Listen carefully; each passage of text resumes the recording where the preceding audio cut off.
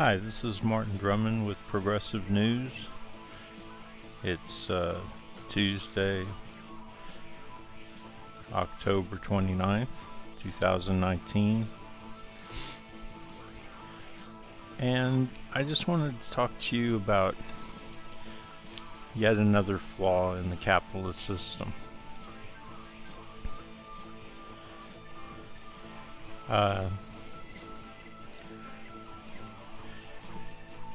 The way it works, you can never own anything of importance. You always have to pay monthly, yearly fees of some kind, taxes. I mean, for instance, if you own a house in a decent neighborhood, a subdivision, what have you, then taxes are upwards of $2,000 a year, which amounts to a little under $200 a month. And if you don't pay them, no matter how poor you are, maybe in a few states they have exemptions because of poverty, but they can take it away from you. Matter of fact, they do take it away from you. Of course, there's the larger problem of having a mortgage, and if you can't afford to pay your mortgage, you get foreclosed on. That's something we all know about.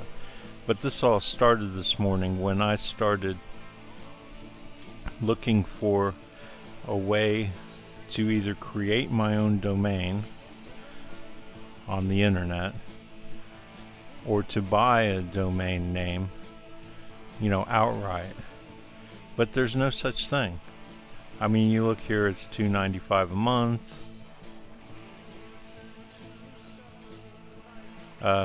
Everything I looked into, you don't actually buy or create your own domain on the internet.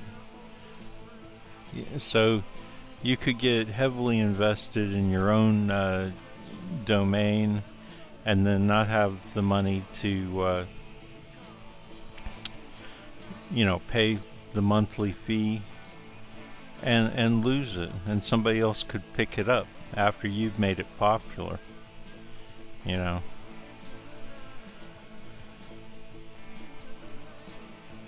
mean, I think there should be, like, for instance, you should be able to buy a piece of land. And I guess I'm a libertarian in this respect. I hate to say that, but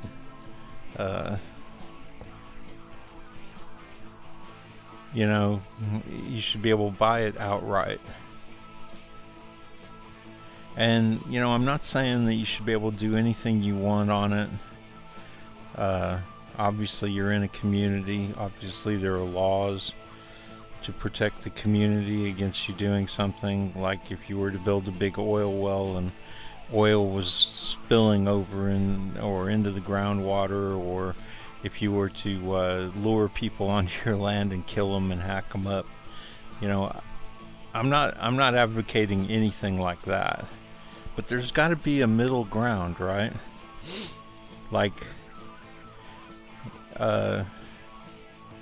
if you want a road running adjacent to your land so that you have access and it's paid for by your community or the United States or whatever, communities or anything that, the United States is a community.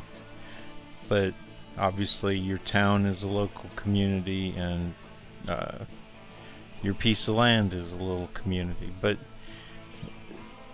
I mean, first of all, everything should be based on your income, and there shouldn't be some kind of push to threaten what you own by forcing you to go to work somewhere you don't want to work, or anything like that.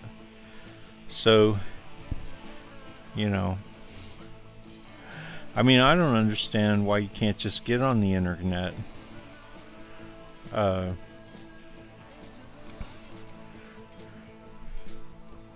create your own domain on there, somehow tell the internet that this numbers or series of letters takes people who are looking, searching around to your domain, and it just be there. I don't see why you should have to pay anything for it. And if you do have to pay something for it, I think it should be a one-time fee, and you shouldn't have to pay month to month. Or, at the very least, let's not call it ownership or how to register, it says right here, or how to get one, because it's really how to rent one. At least be upfront with us, because poor people like me, we can't afford to even pay what's 3 times 12, 36. We can't afford to pay $36 a year, or maybe we can, but even if you can, it just drives me crazy that there's no such thing as ownership in the capitalist system. You can't ever own anything, There's always the threat of taking it away from you, and I could understand the threat of taking it away from you because you were doing something illegal on your land, and that's even up to question, because what if you want to grow marijuana on your land? Why should that be illegal? Okay, selling it in an illegal place obviously would be illegal, but if you wanted to grow or do things like that on your own land, so all kinds of issues here.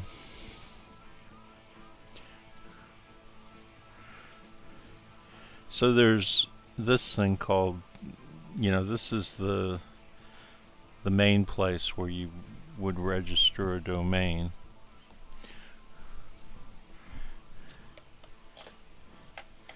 But in the end, they're just out to make money, because once you've got your domain name registered, it doesn't cost them anything to just keep it in a list. But no, that's not good enough for them. And so I'm sure, some guy somewhere, when the internet was developing, decided to create a place where you could make domain names so that there were certain so that people didn't look up, say, Facebook.com and find 375,000 Facebook.coms, right? I kind of get that. But it doesn't cost them money to keep that in a registry. So this guy, he obviously formed the place where people register their domains, and I would bet you anyway that Tarek Kamal, his little registry, that when it started, was very quickly taken over by moneyed interests, by the rich, and turned into a for-profit thing. I would be willing to bet that would be the case, and that they took it from being a place where you could own a domain name to where you have to rent it.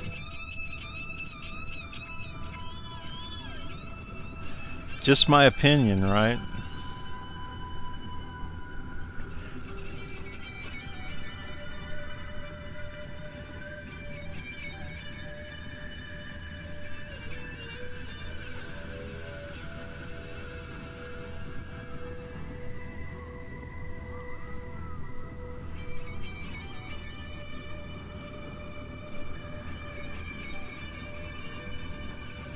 So what do I sound like now?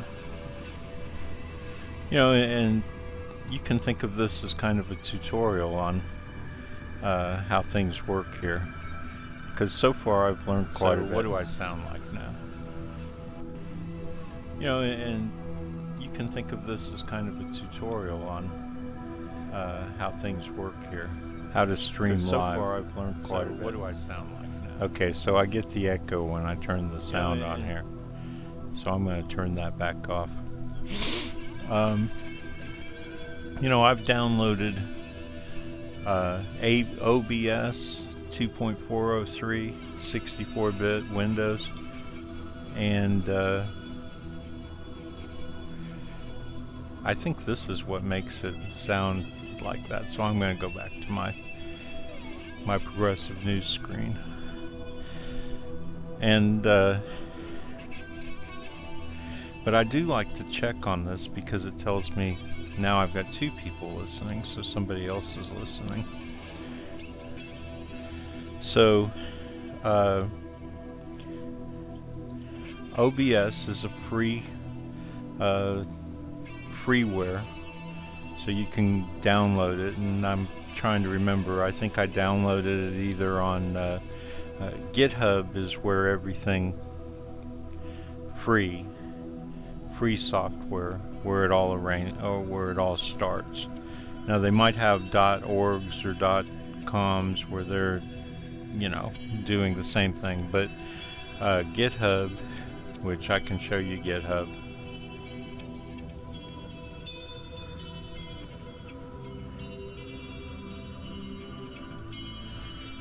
So GitHub is where you find the stuff. For instance, I've got a program that I call Convo, which is it's to recreate, it's to make your computer have a conversation with somebody, and hopefully when it's fully developed you'll just be able to talk to it and it'll talk back. It'll tell you I don't have a response to that, and you'll give it the response, and then next time you say the exact same thing and it interprets it exactly the same way, then it'll give you the response. And I'm modifying it to be more personal, like to have a database of responses just to you. So you kind of log in, and then once you log in, it uses your database, and it defaults back to the massive database of everybody's, you know, kind of a. So anyway, so that's just me, but you can probably go OBS, and no, it won't find it. Well, I don't know if I got it off of GitHub, you know, I'll have to look, but you know, you have to, let's see, OBS is live streaming. You could search for live streaming, I suppose. Streaming. Live screaming. That's like this! That's live screaming.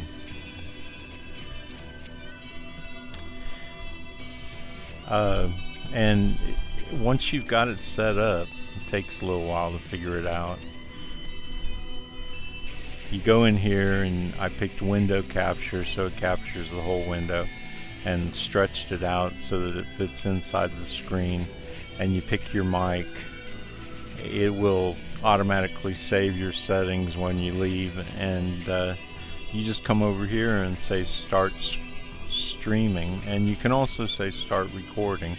But you know, I think it gets recorded on YouTube, so I don't think I'm going to, because I did a 3-hour show yesterday and it was 3 gigabytes.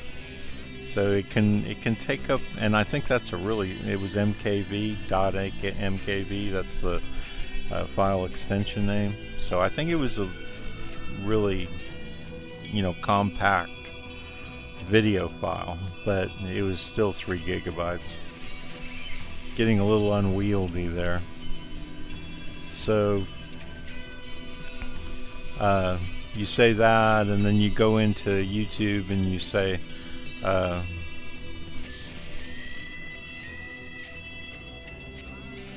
think you have to use their beta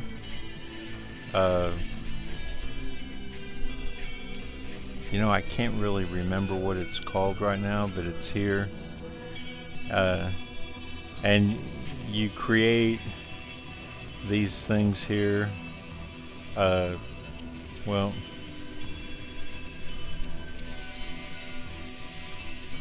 I don't know how you get out of that there. Oh, there you go. You go in and it'll create the live stream, and then you just press start streaming, and on the other one, the OBS, you pick start stream, and it'll pick up on the OBS stream, and you're live. So like I'm live right now. That's how I did it, and you know that's the best way to do it I've found so far.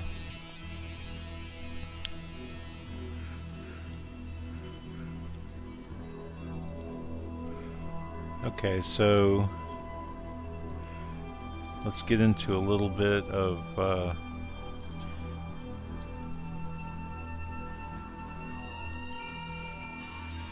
what I've been looking at today.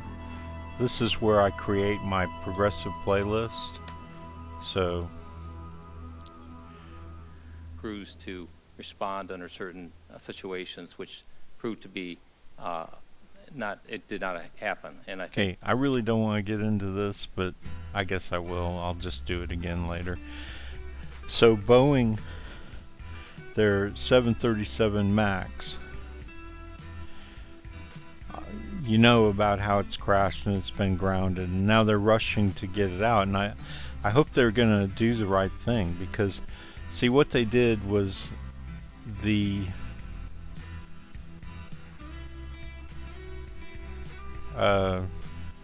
problem that started all this was that the plane was designed great, except for the engines on the wings were too low, so it kept on having problems takeoff and landing, and that became extremely dangerous and obvious. So they had to fix that, right? So what did they do? They raised the engines up into the wing to get them up off the ground. Well, that was just stupid, right? Because I mean, these planes are designed on computers, and they're really meant to fly the way they were designed. So that's what created all the problems, by raising the engines up. But it was a cheap solution for them, and they killed, I don't know how many people doing it. And so when the engine's up in the wing, it causes the plane to tilt up and down, and the computer software, it's in, first of all, a computer shouldn't be compensating for a design problem. The design problem, they should go back to their original design, and God, I've said this a million times, I don't know if anybody's listening out there, but lower back down the engines to where it was designed, to where it flies properly. Once it's in the air, the software and everything works with the design, and get some bigger landing gears that lift the whole plane up off the ground for takeoff and landing, so that the engines aren't dragging around along the ground. I can't believe that they can't do that. And I can't believe, it may be expensive, but if you want to keep your planes in the air, that's what you need to do, a bigger landing gear. And you need to find a way, maybe make them so that they're partially, that they have a compartment underneath the wing and the airframe that holds it a little bit outside of the plane to make. I mean, if it's so big, I don't know, but the solution is a longer landing gear. I mean, I'm not a engineer, an aeronautical engineer, so I don't know, is there some problem like with making a taller landing gear?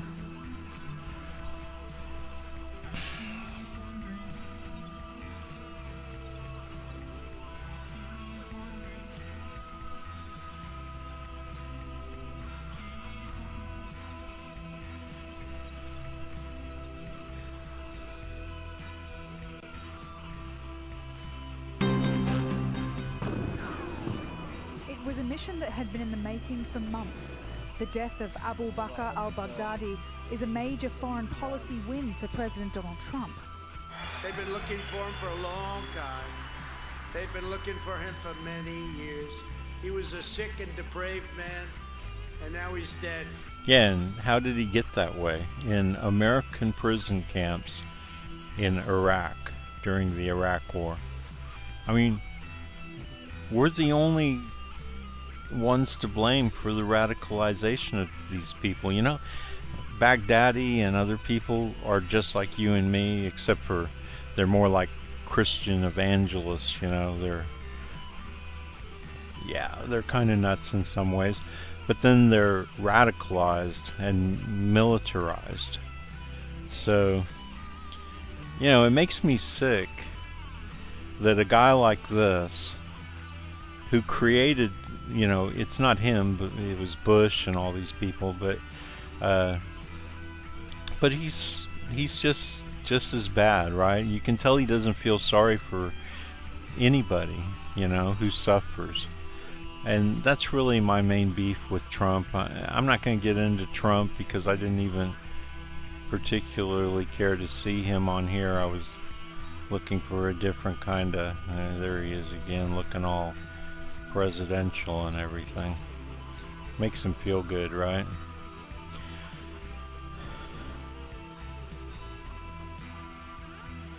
So,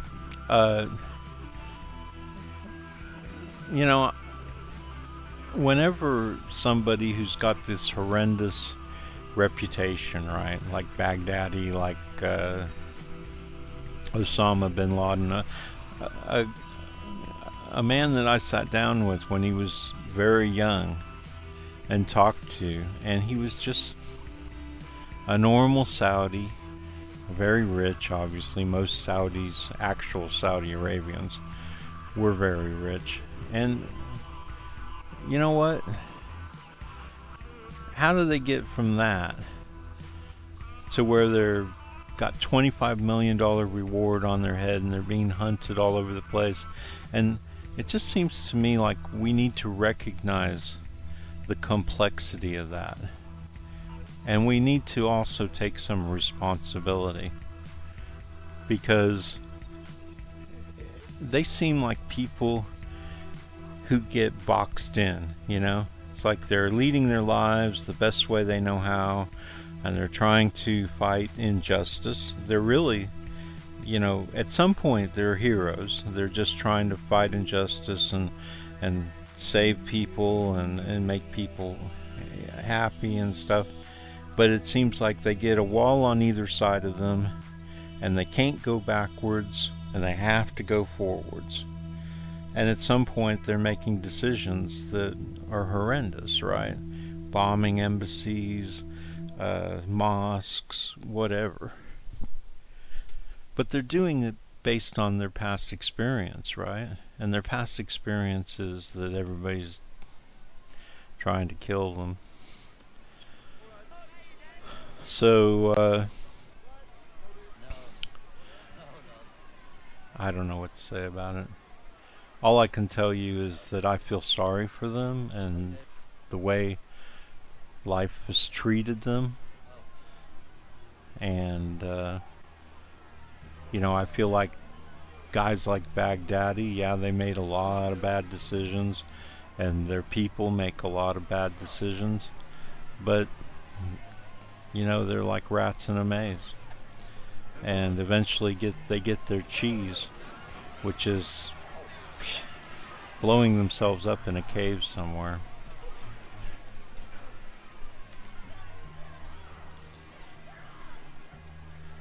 So the UN can't verify A spokesman for the his UN deaths. Secretary General says the world body cannot verify the accuracy of the U.S. claim on the death of Daesh leader Abu Bakr al-Baghdadi. Now, regarding the Which shows how the UN, even though it's kind of the umbrella unit, organization for all nations, is always left out of the loop, right?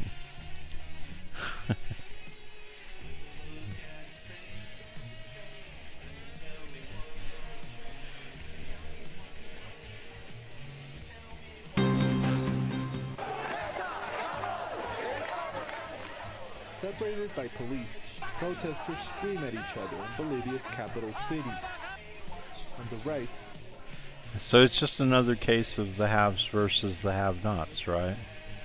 I mean, this is what goes on in Venezuela and Nicaragua. Colombia and Brazil is where they won. So you have these countries where they've lost, and they're, with the help of these quasi-governmental organizations that claim to be spreading democracy, but are given millions in taxpayer dollars, to which they fund the right wing, the haves in these countries. So the have-nots have won the election, and unless you can prove to me that they actually didn't, because of course that's what the haves are claiming. Oh, we won the... I doubt that, because... And isn't it sad that all you have to do is create more haves in a country than have-nots, and then you can win elections and completely crush the have-nots and not try and do anything to help the poor, obviously. I mean, that's a dilemma, and it needs to be solved with constitutions. And, I wish we could just shame people who have a decent job, and don't really care. They cared about the poor when they didn't have a decent job, but all of a sudden they're like, let them pull themselves up by their bootstraps like I did. Oh, come on, man. You're not really gonna justify your lack of conscience just because now you've got a job. And then of course when they lose their jobs they go back to having a conscience. Those kind of people make me sick. They're just so...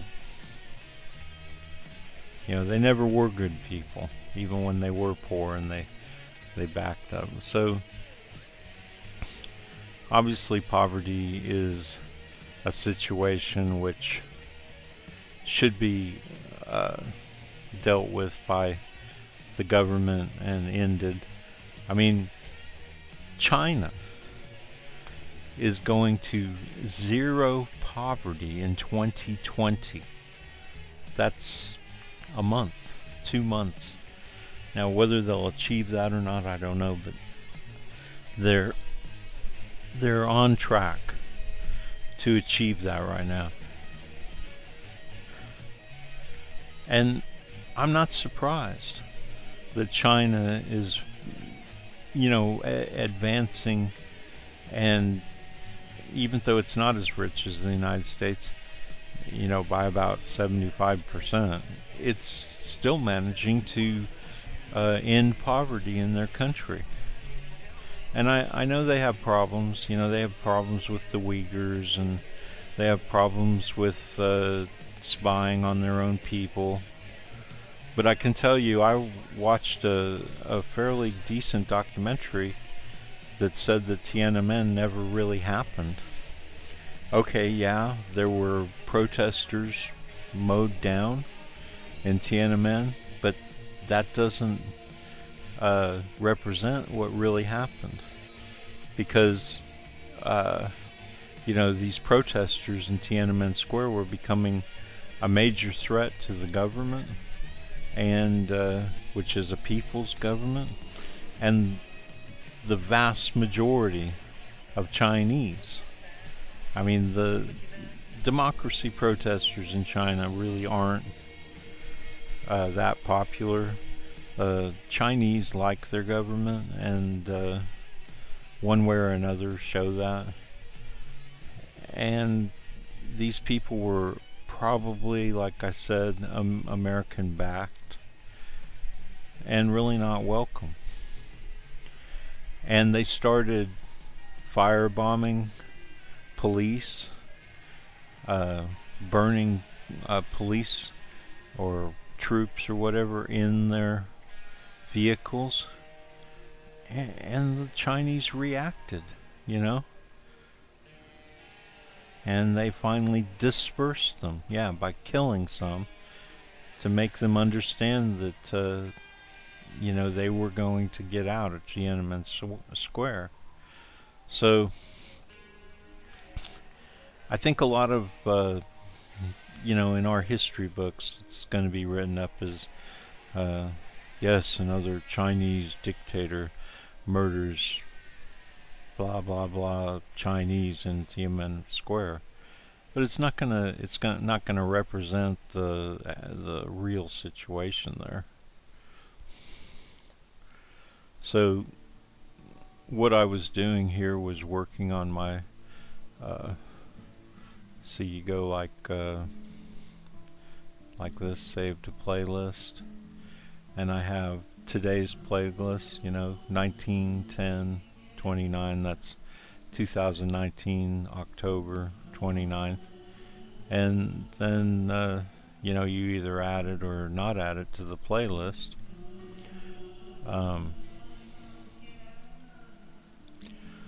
The actual playlist is in your playlist.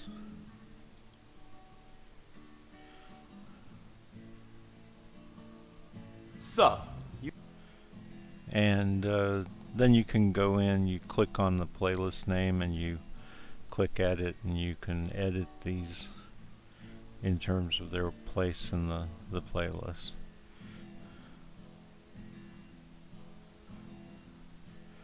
And you know what? You know, Morning Joe defends Trump. What the fuck? And he calls him a criminal. Well, nobody's convicted him of anything yet. I mean, yeah, he's been convicted of things outside, but he's never spent a day in jail. So, you know, are you and I get that the system's fucked up and that people who should be convicted don't get convicted and stuff like that, but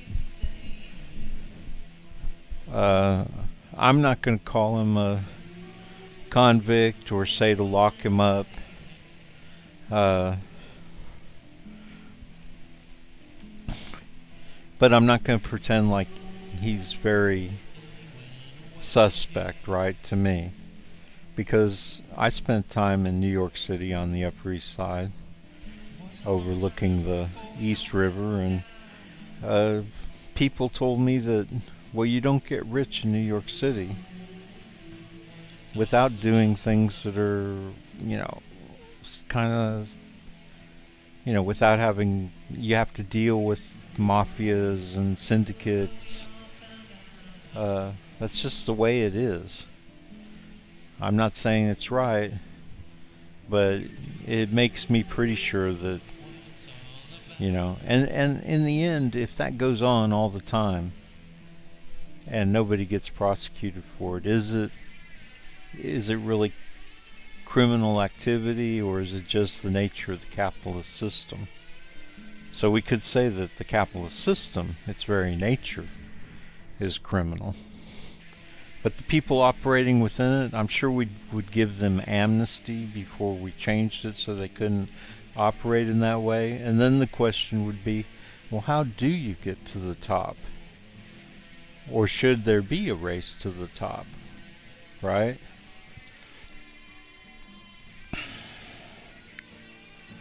I think that it's good for people to protest, you know. I don't know if it's good to do it at the World Series or places like that. I think it's good to do it in the streets where you're in your public domain. But you're kind of ruining things for everybody. I mean, Trump supporters aren't going to feel very good about you screaming, lock him up, lock him up. I mean, kind of a time and place for everything, right? But at the same time, you know, it's a crowd. They got the right to chant what they want. I'm not sure that I would do it in that situation. You have a cool idea, but maybe you don't know what to do with it. Easy. First things first. So, I'll tell you something. When you see ads in front of a someone's videos, then they're monetized. And you'll even hear them talk about, oh no, I said the F word, now I'm going to lose my monetization on this video. Well, people like me, we don't monetize our videos, and hopefully we won't get that popular that YouTube starts getting paid for us putting videos on YouTube. And I tell you, we really have to come up with a viable alternative for YouTube and Facebook. I don't know about Twitter and other WhatsApp and all this kind of stuff I hear about all the time, but for sure for these two, and make them as big as Facebook and YouTube, and make them a place where, you know, people can roam freely, I guess is just how I'll put it. Because Facebook and YouTube don't do it. And I don't agree with any kind of, you know, monitoring of the videos and stuff on either platform. What I say is you make a place on your platform where people can report to the FBI, to their local police, and let the law, if we can ever get fair laws, right, a legal system where people don't, you know, take it over and just criminalize it for the people they don't like. But let's say that is what we have, okay? A fair, you know, system that simply prosecutes crimes, and we define crimes as being reasonable, you know. But that being said, so you just create a place on your website, or, you know, you can already call the police, and you can already talk to the FBI anytime you want, and just let them, God, they're such slime bags though, right?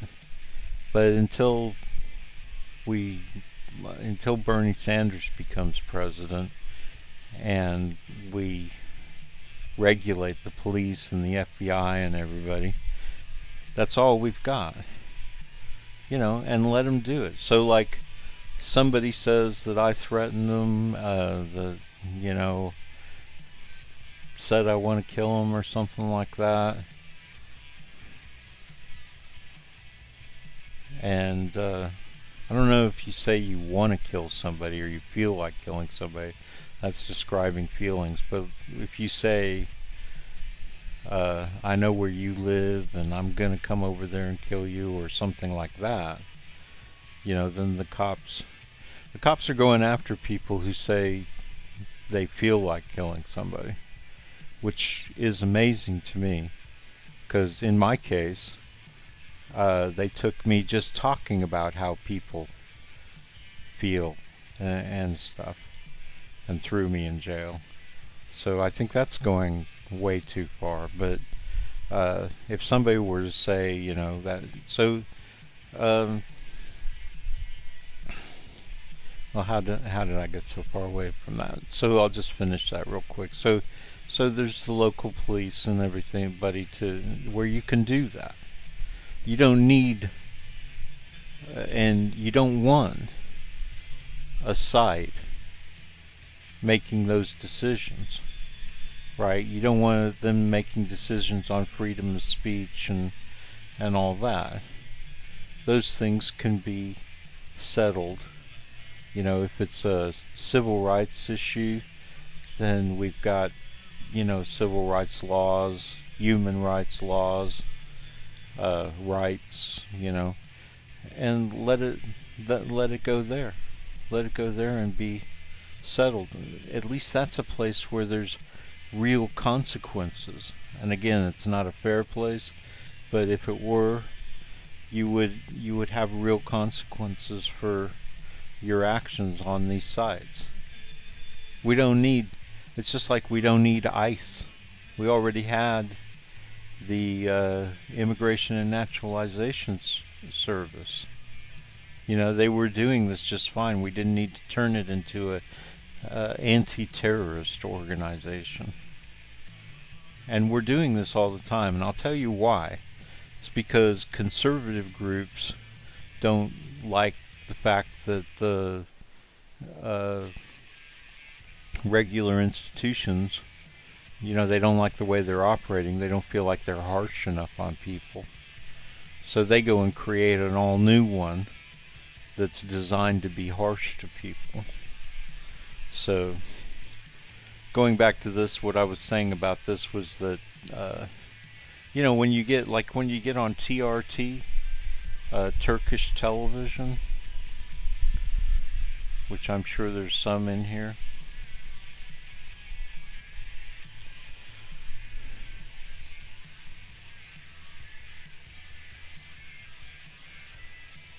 Well, not so far today. But anyway, the videos start up without an ad. They don't have ads. And that's because TRT chooses not to monetize it. They don't want their little bit of money that they throw at you.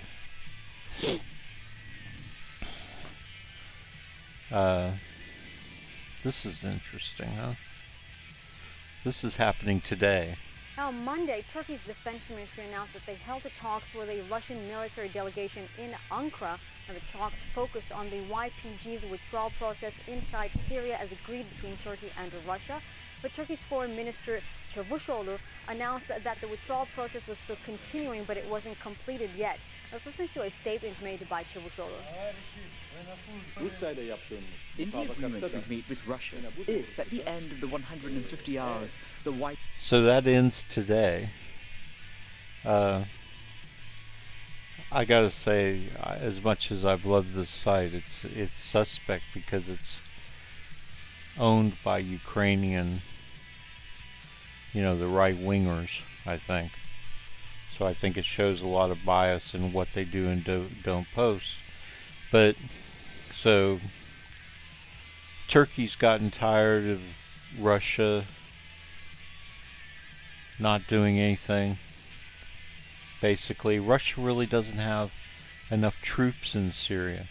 They've actually gotten Chechens to come in and you know, Turkey's made it clear that it's gonna... I think what they'll end up doing is possibly losing Idlib, but then taking Manbij and doing this corridor across the top of the country where they put in Sunni refugees, and those Sunni refugees will be responsible for keeping YPG on the other side. And, you know, they asked the Russians to do it if the Russians wanted to, you know, not see a war. But the Russians have gotten till, you know, right now, I think. And so Turkey's not stopping. And the Syrian, the Beast Bashar army, his motley crew, they're trying to get in the way, but guess what? I don't think they're going to be able to. And if the Syrian National Army or the Free Syrian Army, if it beefs itself up and simply uses Russians or God, I'm really getting it backwards today, Turkish tanks and stuff like that, I don't think they're allowed to. I think they're basically only allowed to be infantry. So, you know, the Turks come in tanks and do airstrikes and things like that. if they can mobilize enough of these nearly 4 million refugees in Turkey, I don't think they're going to have any problem with, they arm them with like these big guns on the back of pickups and stuff like that. I don't think they're going to have any problem taking out the Syrian army. And honestly, I haven't seen a Russian airstrike in this area. I think the Russians are smart enough not to airstrike the Turks, but how long will that last? I mean, when the Russians see the Beast Bashar army being defeated, will they resort to airstrikes? Because their superiority is everything.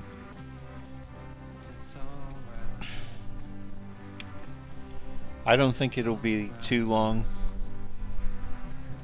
maybe a few months, before you see almost all of this purple color or whatever it is.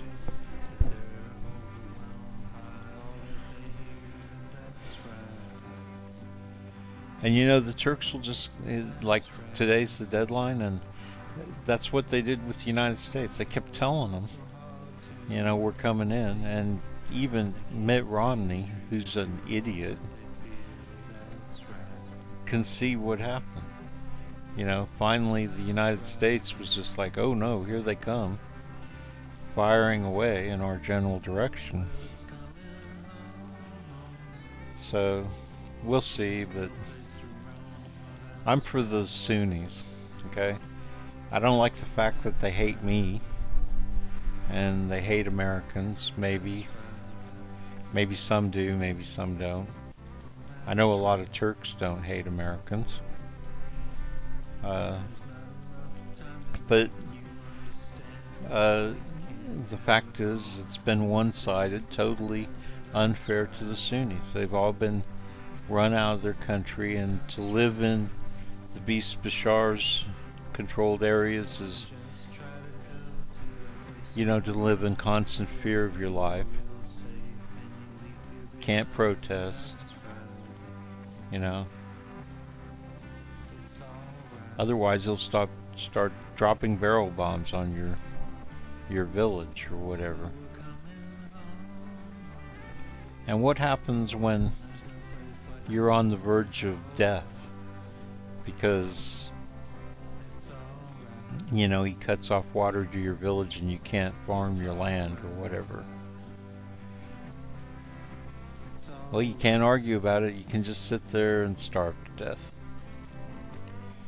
Or move to a city where you become part of the millions of people who just languish in the dictator's capitalist system.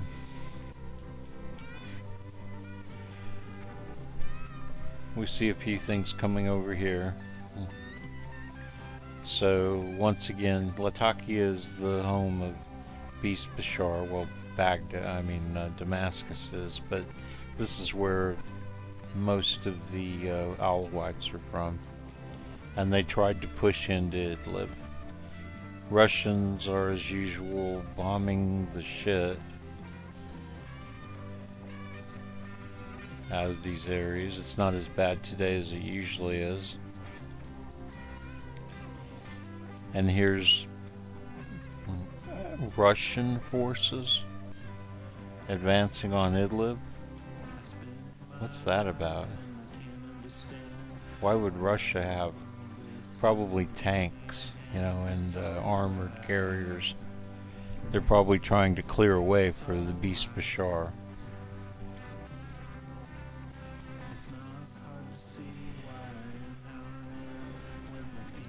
IPG haven't withdrawn from Kobani, the Euphrates River, and all the way to our Iraqi border for a length of 444 kilometers and a depth of 30 kilometers. We have publicly made clear that Turkey will then clear these terrorists from there. The deadline of the withdrawal, as agreed between Turkey and Russia, will end on Tuesday at 15 GMT, which is going to be 6 p.m. local time. So it's going to be critical to see what happens after that. Elaine? Mihal, the big news over the weekend was the killing of ISIL leader Abu Bakr al. Okay, so there you go. Look forward to it. I don't know how that relates to, I never can remember, you know, what time it is there. I suppose I could look it up, but it's probably either a while away, you know, hours away, or has already happened.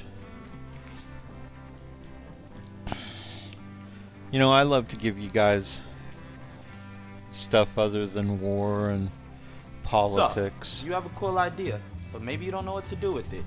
Easy. First things first. Get off of my computer. So I'll bring you guys in my playlist stuff like this. And I love this girl. She's all Hello everyone, just the coolest. Here is a quick video on how to harvest calla lily seeds from the pods. Now these were harvested from my auntie's garden. Unfortunately, our calla lily does not go to seed or does not produce these seed pods. Maybe they're just not mature enough, but they've been here for a long time. But anyways, I thought they were really neat. They look like corn on the cob. So that's what my husband thought when he first saw them. He thought they were, yeah, that's what I thought. Were baby corn. But anyways, here is a video I recorded just a couple weeks back, and I hope that you find it helpful. And let me know if you guys have harvested calla lily seeds before. I think I'm going to be planting them this fall as soon as possible because it's starting to get pretty cold up here. Next week it's going to be around 30, high 30s. So I think we're getting close to the frost. I hope that you guys have a nice day, and we'll see you in the next video. Thanks for watching. Bye-bye. So this is how they look like when they are harvested. So you want to wait till they turn. And you can come to my playlist if you're in my group, Progressive News, then you can get to it just in these things here. Let me see what people are.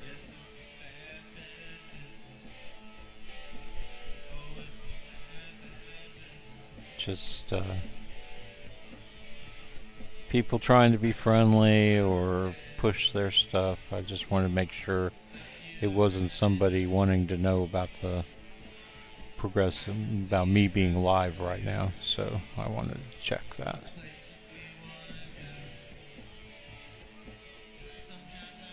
So, you know, you can watch how she does this, and I put all her stuff in my, you know, because obviously I want to be able to give you a break every once in a while.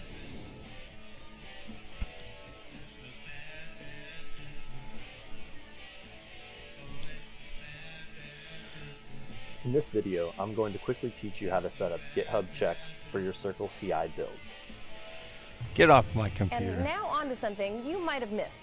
For the first time ever, China now has more wealthy people than the United States. So how did that happen? And what does it mean for the trade war and the global order? For that, let's turn to Richard Wolff. He's a professor of economics at UMass Amherst and author of this book here, Capitalism's Crisis Deepens. Professor Wolff, thank you for being with us. So let's start with Credit Suisse's global report or wealth report for 2019. They looked at the richest 10% of the world. These are people, you know, that hold 82% of global wealth. So to be clear, wealth here means having more than $109,000 in assets. And for the first time, more of these rich people are in China. 100 million in China, 99 million in the US. What happened? Well, this is just another milestone in the extraordinary achievement of the People's Republic of China in economics. There's no way around that. For the last 40 years, the average annual growth of the Chinese economy has been in the neighborhood of 9–10%, whereas the United States, it's been in the area of 2 to 3%. No matter how you slice it, cut it, or denounce it, this is a situation in which China is catching up to, and probably within a decade will surpass, the United States in terms of the size of its economy. To be fair, let's remember the Chinese population is 4 times larger than the American population, so it doesn't quite work out on a per capita basis. But whatever you say, the Chinese economy is the success story of the last 30 to 40 years. And this latest statistics that there are more rich people in China than there are in the United States simply puts the final detail into place to make that story known to the world. But Professor, do you think this is by any chance maybe just a fluke for this year? Because, I mean, how do you reconcile, number one, you know, they have so many people, and then obviously they have more wealthy people now, but they also have state ownership of the country's resources. Does that come into play? Absolutely. The Chinese decided roughly 25, 30 years ago, if not a bit earlier, that they were going to do a new kind of socialism. A socialism in which the state runs what's going on, regulates, controls, all the rest of it. The state in turn controlled by the Chinese Communist Party, but they were going to invite and allow private capitalist enterprise, both foreign, such as American, Japanese, European, and domestic Chinese. They were going to have a special kind of mixed system with the state and the socialism on top. That was their plan, and they've been faithful to that plan for the last 25 years for no surprising reason, namely, it gets them richer and more developed than anybody else on this planet, so they're not going to give that up. And the trade war with the United States just goes to show you is not slowing down in anything like the way some would like to believe the achievement of the Chinese. Indeed, this year, their growth is 6%, low for them, but ours is 2.5%. So you again see the gap is disappearing, which is what these numbers show. But Professor, given that their growth rate, like you said, is at 6%, I mean, clearly 3 times higher than ours, do you think that is setting them up for volatility, or do you think, you know, ours is slow and steady and we'll win the race at the end? Well, you know, you never know. I'm no good at predicting the future, and I'm no better than anybody else at it. But let me give a parallel. Once upon a time, there was a mighty Great Britain, and they had a little colony called the United States.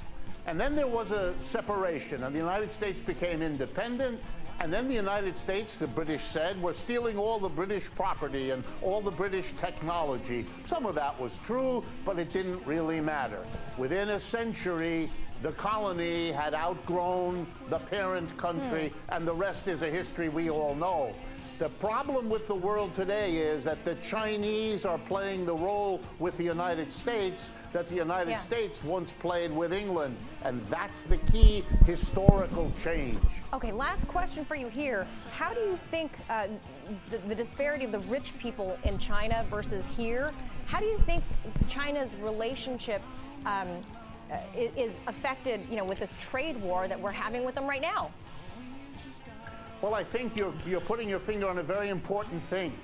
China made a decision that they're going to allow private capitalism, foreign and domestic, and that's a system that generates millionaires. It is generating a very unequal division of wealth, and this is a difficulty here in the United States, as you know.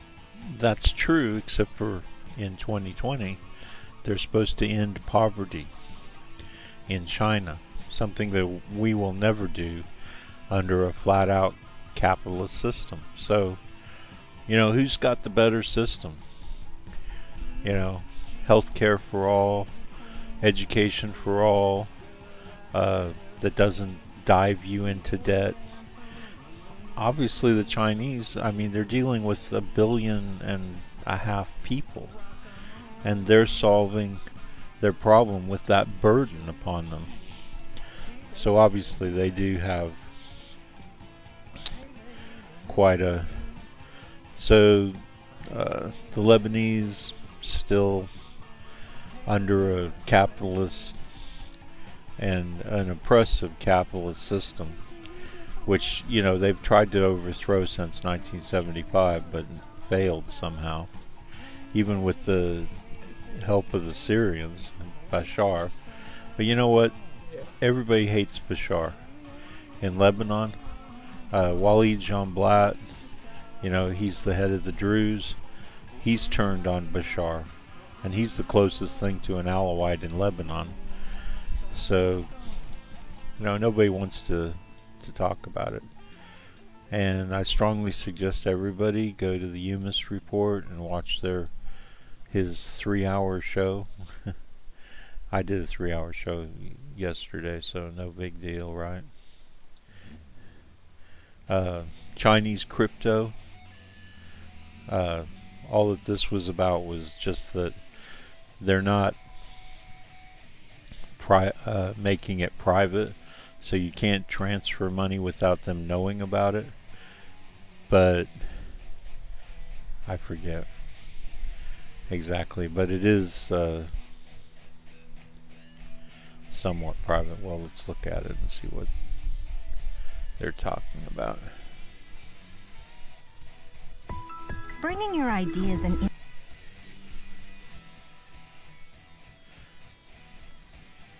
China isn't really known for respecting their citizens' right to privacy yet. They have just passed a new law set to take effect on New Year's Day, January 2020. This as the country readies to launch its own digital currency, which they've been working on since 2014. So at first blush, China's take on crypto is going to look something like Facebook's Libra project, and the new law passed was developed to secure it. For more on this, let's turn now to investigative journalist Ben Swan. So Ben, break down for us what this new cryptography law is in China.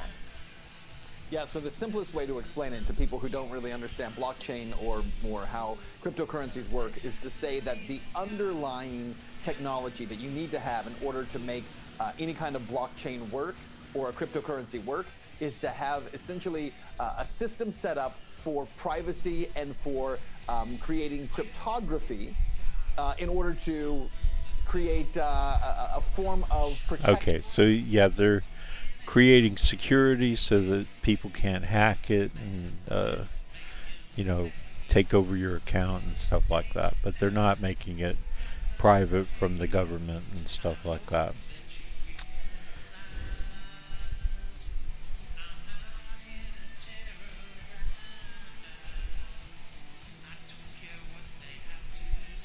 Okay, so look, I gotta get back to real life here, so I'm going to bid you adieu.